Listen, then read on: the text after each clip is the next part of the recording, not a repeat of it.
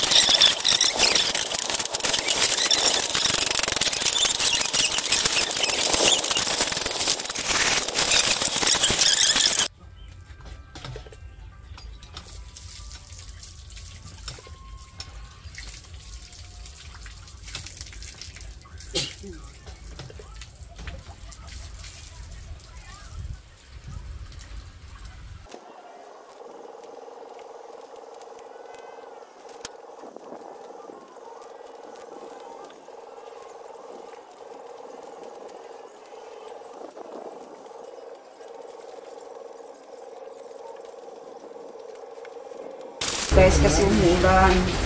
Maraming umulan dito guys. May bagyo-bagyo kasi. Diba nung nag-harvest ako, maganda pa yung weather. Ngayon, umuulan na naman. Talaga po weather talaga yung panahon.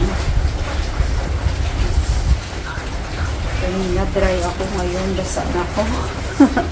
Basa na yung galit ko guys. Yan. Kita ko lang sa inyo yung paano gawin yung ginataang gabi guys. Masarap ito na gabi guys. Hindi ito makapit. Lagyan ko lang ito ng gata tapos lagyan ng bagoong at ano ng uga. Dried fish. Yung ganun lang guys. Simpleng ulam lang guys. Simpleng ulam pero raksak siya guys.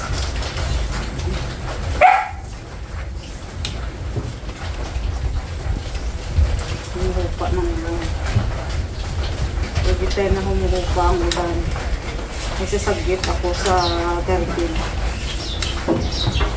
Natingin ng mga ano. Natanggal ang madamo-damo din. Madali lang ito linisan guys. Tanggalin lang yung pinaka ano dito, pinakabalat niya. Ganyan na siya. Right. So now, ugasan ko. Mancha pala ito sa ano ha. Tingnan yung kamay ko. Parang na-harvest. Ito yung ideal na iluluto guys. Kasi ano siya yang. Yung nagko-close pa. Yung iba tinatali. Ito eh, pag ganun. Pa ganun. Yan. Sa akin din na. I-mix ko na lang ito. Halo ko lang ito. Yan, habang ano tayo dito, nagsusok ng gulay. Ano ako dito ng uling. Pabaga.